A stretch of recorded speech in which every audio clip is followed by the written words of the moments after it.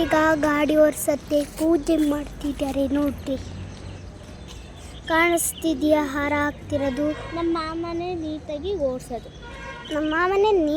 ಓಡಿಸೋದು ನೋಡ್ರಿ, ಅಲ್ಲಿ ಹಾರ ಹಾಕ್ತೈತಿ.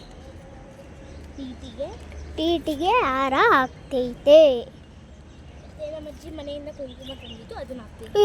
ಯಾಕೆ ಅಡ್ಡ ಬಂದಿಯಲ್ಲ ನೋಡ್ರಿ, ನೀಟಾಗಿ ಗಾಡಿ ಫೋನಲ್ಲಿ ಮಾತಾಡ್ತೀವಿ. ಅದಕ್ಕೆ ಹಿಂಗೆ ನಮ್ಮ ಗಾಡಿಗೆ ಡ್ರೈವರ್ ಇದ್ದಾರೆ, ಆದರೂ ನಮ್ಮ ಮಾಮನೇ ಬೇಕಂತ.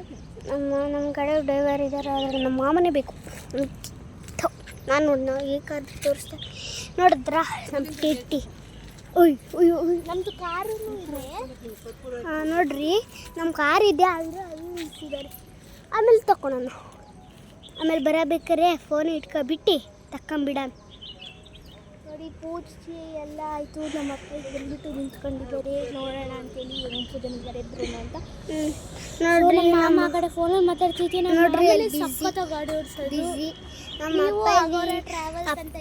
ನಮ್ಮ ಅಪ್ಪ ಇಲ್ಲಿ ಪೂಜೆ ಮಾಡ್ತೈತಿ ನೋಡ್ರಿ. ಅಪ್ಪ ಬಿಡೋದ್ರಿಗೆ ಒಂದು ನಾಯಿ ಮಾಡಪ್ಪ. ನೋಡ್ರಿ, ಕಾಣಿಸ್ತಿದೆಯಾ ನಿಮಗೆ ಪೂಜೆ ಮಾಡೋದೆಲ್ಲರೂ? ಈಗ ಒಬ್ಬೊಬ್ಬರಾಗಿ